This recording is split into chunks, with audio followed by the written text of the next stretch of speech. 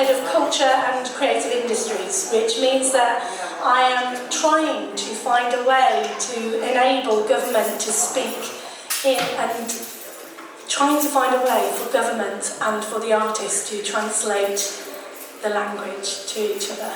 And it's quite hard because actually they don't really speak the same language at all. But I'm here today just to tell you a little bit about what I believe is really important about the creative process and the creative journey, because I firmly believe that creativity is about process over product, and we shouldn't necessarily worry too much about the products that we're creating, but we should instead look to enjoy the process of making it, because that's where we find the joy. And if we do that, then actually whatever we create has enormous value, because we will have enjoyed it along the way. So, my journey myself, I am from the Black Country, so about 10 miles away, and grew up, went to local school, and was the first person in my family to go to university. In fact, I am still the first person in my family to go to university. And I then started working in television after I graduated university, through the process of getting a work experience placement, and then stayed there. And then I worked in film and TV for about 10 years, worked for the BBC as a runner, then a researcher on lots of really bad television programmes like The Weakest Link and 10 Years Younger for Channel 4, which now finds itself as a meme on TikTok because it was so terrible the way we used to treat people. It was the 90s, and there was a different way of thinking about television back then. Anyway, I eventually began working for a local television company called Maverick Television, and they gave me an opportunity to write a book, because I kept saying, I'm a writer. I wasn't really a writer, I just really fancied being a writer, but anyway, they challenged me to do it, and I did that, and then I had a baby, and then I was like, I can't work in film and TV, having had a baby. What do I do next? And so I looked for a job. And when I looked for a job, I was very fortunate to find a job at the RSC. And it was a job that was a couple of, well, it was pretty different to what I'd done before. So I had been at the process of making television programmes and being a producer and director, but this job at the RSC was a kind of travel coordinator. And the reason why I mention that is because I looked for the opportunity and I thought, well, that's an interesting opportunity there, rather than thinking about the status of the role that I'd applied for. And so I applied for that job and I got it, and then I had 10 years of working at the RSC doing the following. I'll come back to that slide.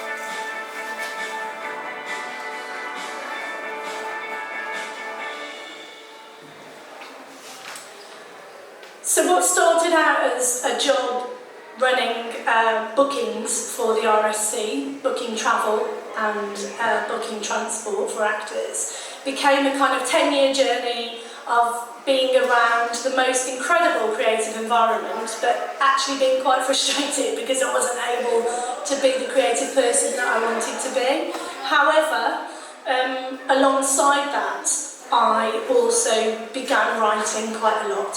And so during that time I took a master's degree in writing, and then I managed to write a play called In the Motherhood, which was about my experience of being a mum. And my experience of being a mum was a pretty profound, challenging, harrowing few years, certainly the first few years of that. So I wrote a comedy about it. because I needed to get it out of my system, and that play was on at Birmingham Rep and then went on a national tour. But I was still working at the RSC and reasonably frustrated about the way in which I was working. At the same time, I just wanted to sort of point out that the creativity that I was feeling was born out of a kind of frustration, really. And I think that probably was because I was too focused on the product. I was too focused on thinking about where I could get to rather than thinking about the journey.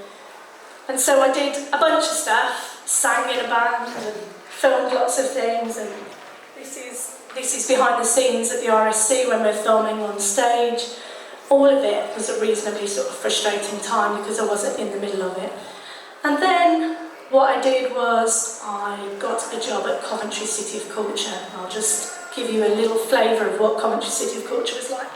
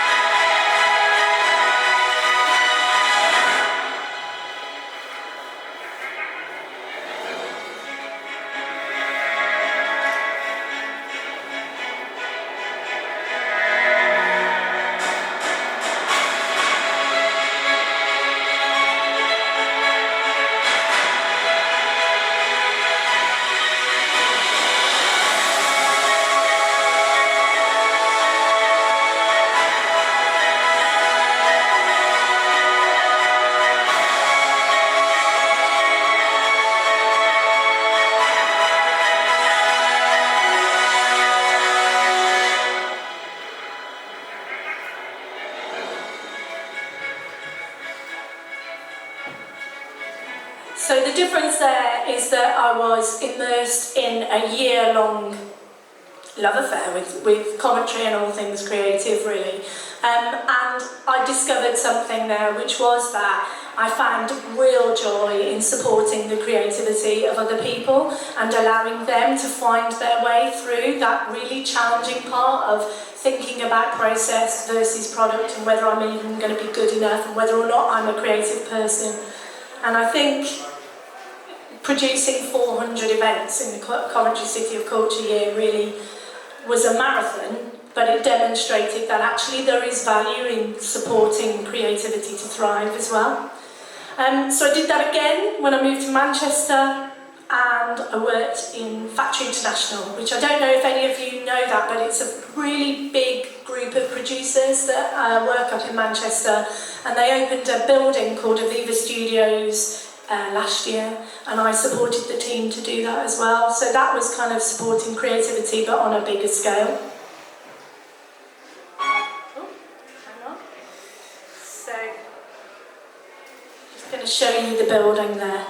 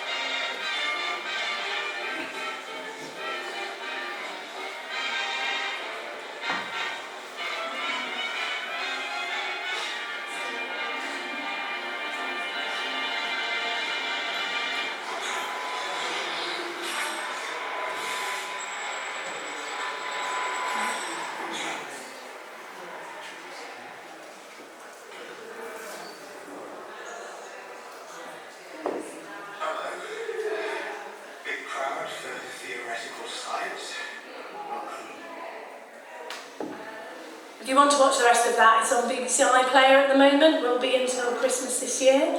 So I'd moved from a place where I was trying to work with my own creativity, trying to be a creative person, finding it quite challenging, supporting the high-end creativity that I was working in, to a place where I was supporting artists, and then moreover to a place where I was supporting the growth of infrastructure, creative infrastructure.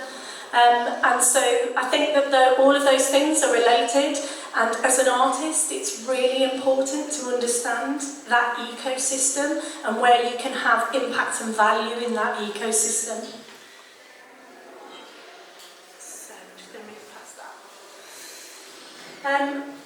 Because I'm here not to talk about me, although I realise I've talked about me for a while, but it's about everybody in this room understanding where you sit in that ecosystem. I have now moved to a role where I work for the Combined Authority, so I've really stepped away from my own creativity, and instead I'm trying to support artists and creatives in this region particularly to understand that the way in which we need to work together is through better collaboration and really thinking about the ways in which we can connect our divergent thinking in order to create products and services that really speak really brilliantly about our region.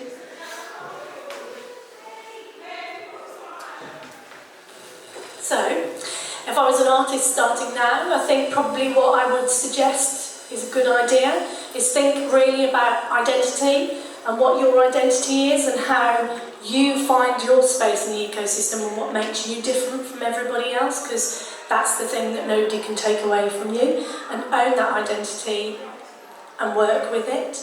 The play that I wrote was about my experience of something that I went through that was quite profound for me, and it connected to an audience because lots of people go through a similar experience, but I drilled into my experience in order to create my creative response to that.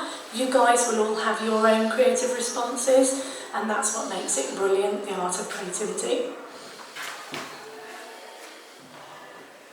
I think this is super important. Be a positive collaborator. Sometimes people can worry that they're giving their art up, or that people might want to take their art away from them, or that their ideas need to be protected.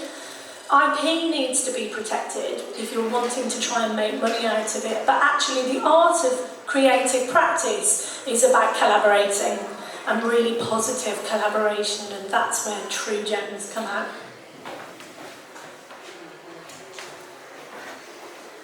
And sort of related to that is about lifting up other artists and creatives as well.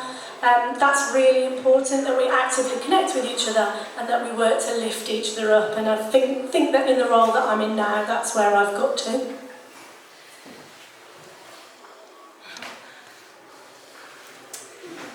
Because I do think that creativity is the way in which we will be able to solve the big challenges of the world that we are facing right now. It's only through positive collaboration and thinking differently about the problems that we face that we can come together and solve some of those challenges. Thank you very much. Thank you.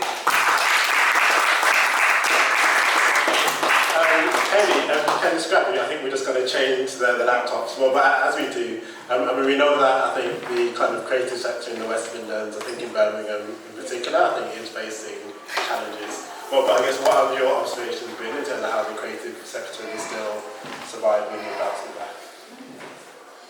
I think there's evidence that actually artists will create. In times of real challenge, artists get even more creative. I think that the reality of our changing funding landscape means that artists are having to think differently about creating products and services that they might be able to use as a way in which to develop their own freelance practice, for example.